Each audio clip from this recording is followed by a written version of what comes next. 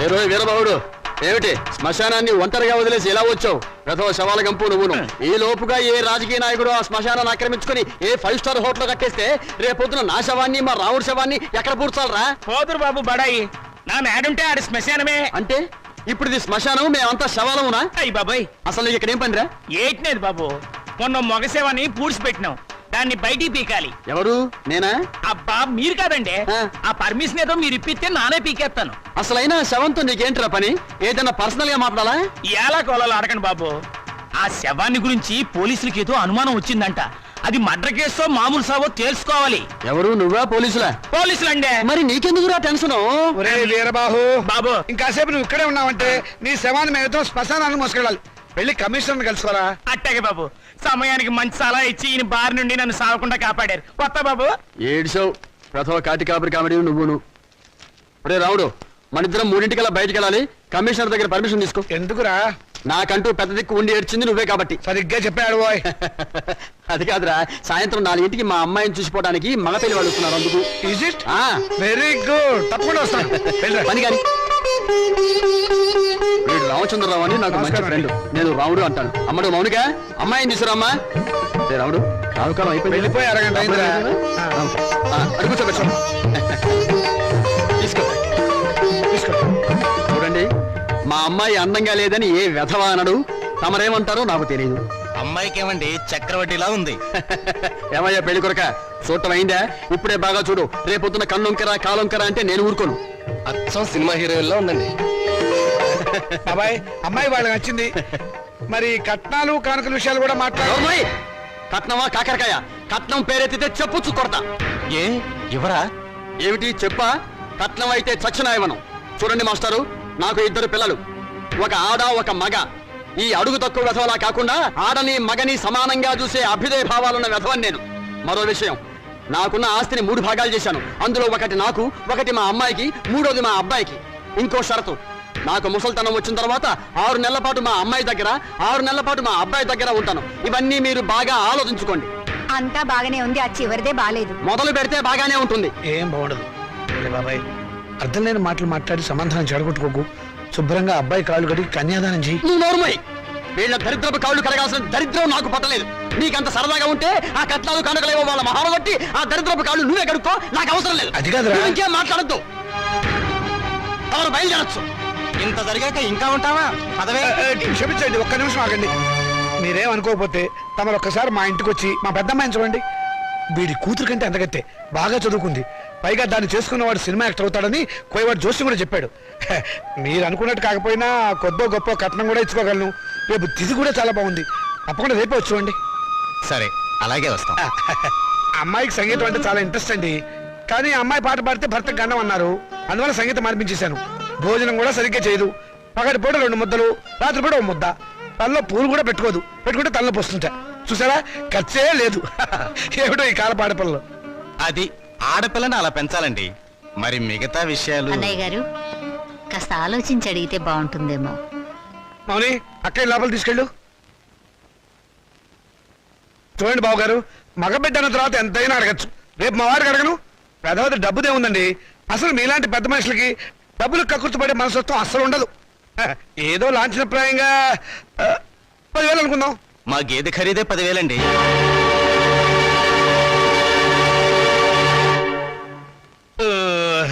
సరిగా చెప్పారు. ఇంకొక 5,000 మొన్న మా వంటోడికి ఇచ్చారు.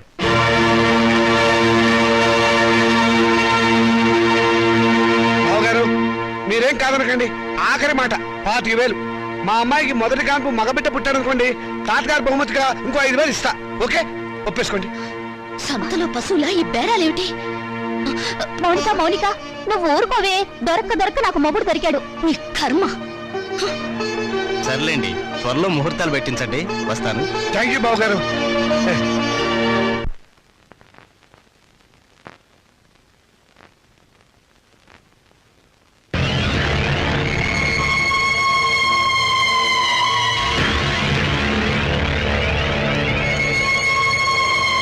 అరే, చాలా ఎంతగా ఉందే.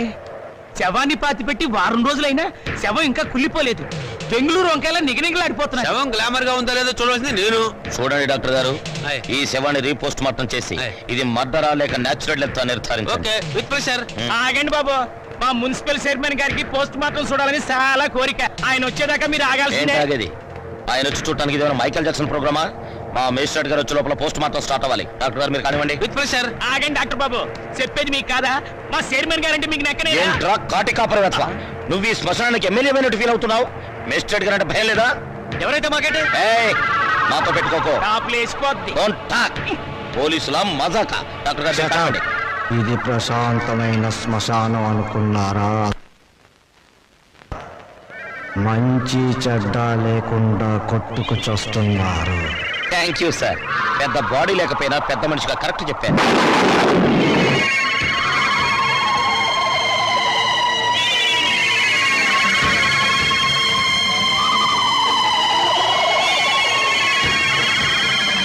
శవం సార్, శవం పారిపోతుంది. కానిస్టేబుల్ వెళ్ళండి, వెళ్ళే శవాన్ని పట్టుకురండి, లేకుండా మన ఉద్యోగాలు పోతే వెళ్ళండి. సీత సీత, వస్తున్నానండి. ఈ నెల 10వ తేదీ ఉదయం 10 గంటలకి ముహూర్తం. పనులన్నీ స్పీడ్ గా జరగాలి. వీడెక్కడ? రాజా, రాజా ఏంటి నాన్నగారు? ఏం చేస్తున్నావురా? చదువుకుంటున్నానండి. గుడ్, చదవాలిరా. నువ్వు బాగా చదవాలి, స్టేట్ ఫస్ట్ రావాలి. ఇదిగో 25,000 కట్టిన డబ్బు జాగ్రత్త చెయ్యి. అంత డబ్బు ఎక్కడదండి? ఆ, ఒంటికి ఆమోదం రాసుకుని గోచి పెట్టుకుని రాత్రి దొంగతనం చేశా. ఆడది వేసే ప్రతి చచ్చు ప్రశ్నకు సమాధానం చెప్పే చవడదొద్దామని అనుకుంటున్నావా? నానా, నాకు ఉద్యోగం వచ్చింది. Very good. చూసావటే, నా కొడుక మజాక. కానీ ఏంటో నసుకుతున్నావు? 30,000 డిపాజిట్ కడితే గానీ నాకు ఉద్యోగం ఎవరండి? 30,000? నాన్న, వెద ఉద్యోగం పోతే పోయింది. ఇవాళ కాకపోతే రేపు వస్తుంది. ముందు చెల్లి పెళ్లి ముఖ్యం. పెళ్లి వాళ్ళు కాకపోతే రేపు అవుతుందిరా. ఉద్యోగం రేపు రాదు. కట్టం డబ్బు 25,000 ఉంది కదా, తీసుకెళ్ళి డిపాజిట్ కట్టు. మరి పిల్ల పెళ్ళి ఆగిపోతుందే. ఇది అన్యాయం నాన్న. ఒకరికి న్యాయం జరగాలంటే ఇంకొకరికి అన్యాయం జరగాలి, తప్పదు. ఇంకో 5,000 తగ్గుతుంది నాన్న. ఆడపిల్లల ఒంటి మీద నగలు ఉన్నాయి కదా, వాటితో అడ్జస్ట్ అవుదాంలే. ఈ పెళ్ళి ఆగితే అది చస్తుంది. చస్తే చస్తుంది, నాకు ఖర్చు తగ్గుతుంది. అక్క పెళ్ళి ఆగిపోతే నేను ఊరుకోను. ఏం తిరుగుబాట? పొరపాటు జరిగినప్పుడు తిరుగుబాటు తప్పదు. ఒక బిడ్డ కడుపు కాల్చి ఇంకో బిడ్డ కడుపు నింపాలనుకోవడం అన్యాయం.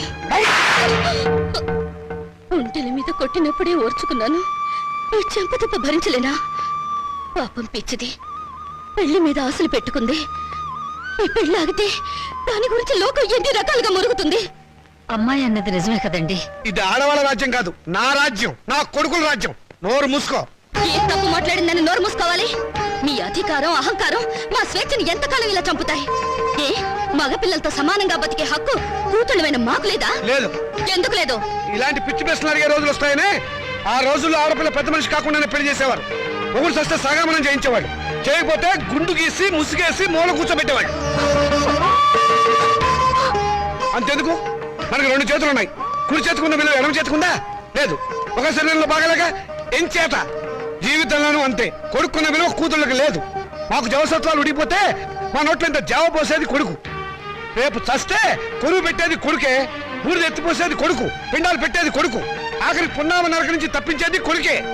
అది పిచ్చి నమ్మకం. మీ వీప్ మీద ఎన్ని పుట్టుమచ్చలున్నాయో మీరు చూసారా? చూడలేరా? కానీ పున్నామ నరకం చూసినట్టు మాత్రం మాట్లాడతారా? పెట్టిన పిండాన్ని ఆడకాకులు మగ కాకులు కలిసే తింటాయి. కాకులుకున్న స్వతంత్రం కూడా మాకు లేదా? కాకులు పితృదేవతలైనప్పుడు కన్న కూతుళ్ళు కావలసిన వాళ్ళు కారా? మరైతే నాకు పెళ్లి కాదా? ఏడిస్తే వాళ్లకు మరీ చులకనగా ఉంటుందక్క. కన్నీళ్లు తుడుచుకో. పరిస్థితి అర్థమైందిగా. నా మాట విను. మళ్ళీ కాలేజీలో చేరి చదువుకో. చదివించడానికి నా దగ్గర లంకె బిందెలు లేవు. ఉన్నా దాంట్లో ఉన్న బంగారం అంతా మీ కొడుకులకి ఇవ్వండి. ఆ ఖాళీ బిందులు మాకిస్తే మేము నీళ్లు మోసుకుని బ్రతకడానికైనా పనికొస్తాయి. మౌనిక, అక్కడ నేను చదివించుకుంటానులేండి. Hello Monika, congratulations. దేనికి? Congratulations Monika. Congrats Monika. Hello Monika, congrats. ఈ రోజు కాలేజీలో అందరికీ ఒకేసారి పిచ్చి పట్టినట్టుంది. హలో మౌనిక, మీరు ఒక్కరే మిగిలిపోయారు. తీసుకోండి. శుభలేఖ, పెళ్ళెవరికి? ఊళ్ళో వాళ్ళ పెళ్లికి నేనెందుకు సన్నాయి వాయిస్తాను? నా పెళ్లి కాబట్టి నేనే కార్డు పడుతున్నాను. కంగ్రాచులేషన్స్. Same to you. పెళ్ళెక్కడా? మాధురి దీక్షిత్ కళ్యాణ మండపంలో అమాప్కే అకౌంట్ లాగా దిల్వాలియే దుల్హానియే లే జాయేంగే లెవెల్లో నా పెళ్లికి మీరు లేచి రావాలి. తప్పకుండా వస్తాను. అమ్మాయి దేవురు? మనూరే. చదువుకుందా? మన కాలేజీలోనే. మన కాలేజీలోనా? పేరేంటి? మన పేరే. మన పేరేమిటండి? మన పెళ్లి కదండి. మన పెళ్ళ? చూడండి, Srikanth, what is this? Me photo పక్కన నా ఫోటో. నీకు మేనర్స్ ఉందా? నన్ను నేర్పించడానికి ఇంతకన్నా వేరే దారి దొరకలేదా? సారీ, ఈ రోజు April 1 కదా, ఏదో సరదాగా ఏడిపిద్దాం అనుకుంటే అంత బాధపడతావేంటి? టేక్ ఇట్ ఈజీ పాలసీ, తీసుకో. నీలాంటి వాళ్ళకి ఇది టేక్ ఇట్ ఈజీ. April 1 రోజే కాదు, ప్రతిరోజు ఆడపిల్లల్ని ఫోన్స్ చేస్తూనే ఉంటారు. మా ఇళ్లలో అమ్మా నాన్న ఎన్నో కష్టాలు భరించి రూపాయి కూడబెట్టి మమ్మల్ని ఇక్కడికి చదువుకోవడానికి పంపిస్తున్నారు. అంతేకాని నీలాంటి వాళ్ళు బలి తీసుకోవడానికి కాదు. నీ దగ్గర డబ్బులున్నాయి, కార్లున్నాయి, మేడలున్నాయి.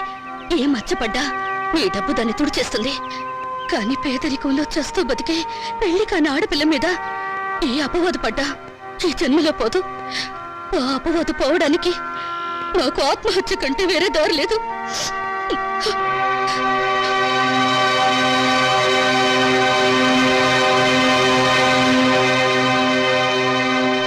యూపీలో ఘోర రైలు ప్రమాదం, 300 మంది దుర్మరణం. పాపం గవర్నమెంట్ వాళ్ళు ఈ ప్రమాదాలను ఎలా నివారిస్తారో ఏమిటో. నాన్నగారు, ఆ రైలు ప్రమాదాలు రోజు ఉన్నవే గాని ఆ 3వ పేజీలో వివాహ వేదిక ఉంటుంది చూడండి. ఎవరినైనా వరుణ్ణి చూసి నన్ను కట్టపెట్టేస్తే ఒక పని అయిపోతుంది. ఇంత పెళ్లి పిచ్చబట్టింది ఏమిటో నీకు? రోజు రోజుకి తెగ పెరిగిపోతుంది. పని చూసుకో.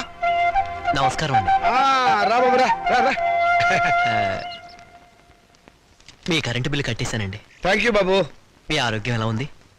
ఏం ఆరోగ్యంలే బాబు, ఆయనకు మోకాళ్ళ నొప్పులు, నడవలేకపోతున్నారు. మోకాలు నొప్పులా? మరి చెప్పరే, నా దగ్గర ఒక అద్భుతమైన తైలం ఉంది, ఇది వాడండి. ఏమయ్యా చంద్రం, ఆకలి కాకుండా ఉంటాను, నీ దగ్గర ఏదైనా మందు ఉందా? లేదండి. ఈ దేశం బాగుపడదు. అన్నట్లు నిన్నొక్క స్వామీజీని కలిశాను, ఈ విభూది ఇచ్చారు. ఎందుకయ్యా?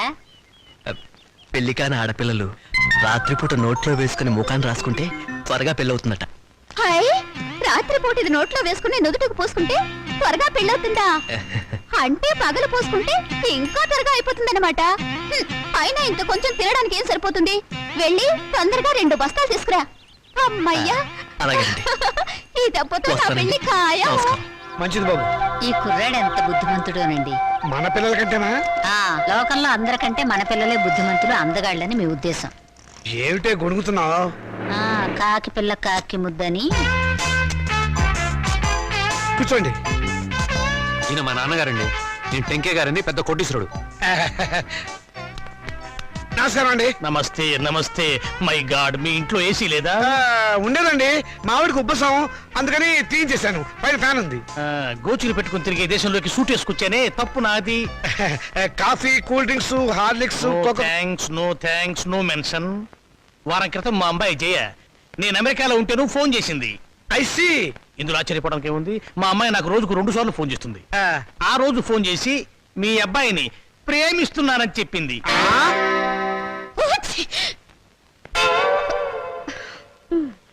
అమెరికా ఎప్పుడైనా చూసారా?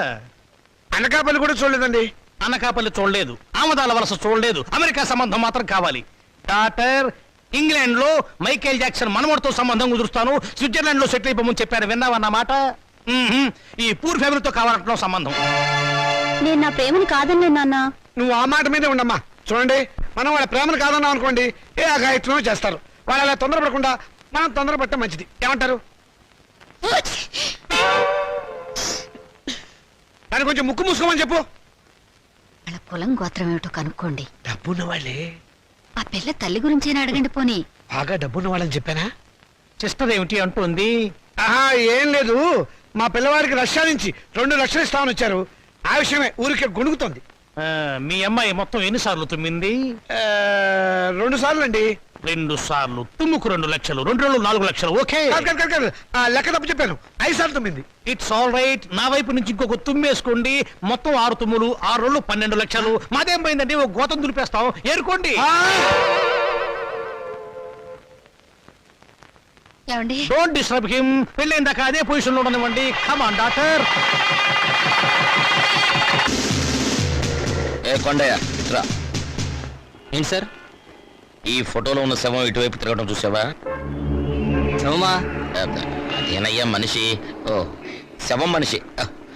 శవం లాంటి మనిషి అయ్యా. లేదండి, ఇలాంటి శవాన్ని చూడలేదు, మనిషిని చూడలేదు. చూడలేదా? సరే, ఒకవేళ చూస్తే మా పోలీస్ స్టేషన్కి ఫోన్ చేయి. ఓకే సరే సార్ సార్ ఎస్ మెహదీపట్నం వైపు వెళ్తున్నారా సార్? అవును. దారిలో కొంచెం లిఫ్ట్ ఇస్తారా సార్? అడ్డమైన వాళ్ళందరినీ డ్రాప్ చేయడానికి ఏమైనా సిటీ స్కూటర్ సర్వీస్ అనుకున్నావా? అలా అనకండి సార్, అర్జెంటుగా మా హెడ్ క్వార్టర్స్కి వెళ్ళాలి ప్లీజ్ సార్. సరే ఎక్కువ. Thank you sir. చైతి మిమ్మల్ని ఏదో జైల్లో చాలాసార్లు చూశాను సార్. Don't talk. జైల్లో చూడటం నాన్ సెన్స్. పోలీస్ స్టేషన్లో చూసుంటావు. నేను 2 టౌన్ ఎస్ఐని. 2 టౌన్ ఎస్ఐ వండరు సార్. 2 టౌన్ ఎస్ఐ అయి ఉండి కూడా రహస్యంగా బ్రాందీ బాటిల్స్ సప్లై చేసే స్మగ్లర్ల స్కూటర్ మీద వెళ్తున్నారు అంటే ఎంత నిరాడంబరత, ఎంత సింప్లిసిటీ సార్. షటప్. నీ పొగడత ప్రమ దరిద్రంగా ఉంది. నోరు మూసుకొని కూర్చో. అవును, మీరు ఇంత డీటెయిల్గా ఎంక్వైరీ చేస్తున్నారు. కొంపదీసి మీరు సిబిసిఐడి కాదు కదా? చచ్చా, అలా అనుమానించే ముందు వెనక ముందు చూసుకోవాలి సార్. వెనక్కు చూస్తే ముందు ఎలారికి గుద్దేస్తాను. ఇద్దరం చచ్చూరుకుంటాం. వద్దులండి సార్, నేనే ఒక శవాన్ని. నాకు తోడు మళ్ళీ తమరి శవం కూడా ఎందుకు? మా హెడ్ క్వార్టర్స్ వచ్చింది, కొంచెం ఆపండి సార్. అలాగే. ఇక్కడ ఏంటయ్యా శ్మశానం దగ్గర పోయి ఇది మీ హెడ్ క్వార్టర్ సార్? మరదే.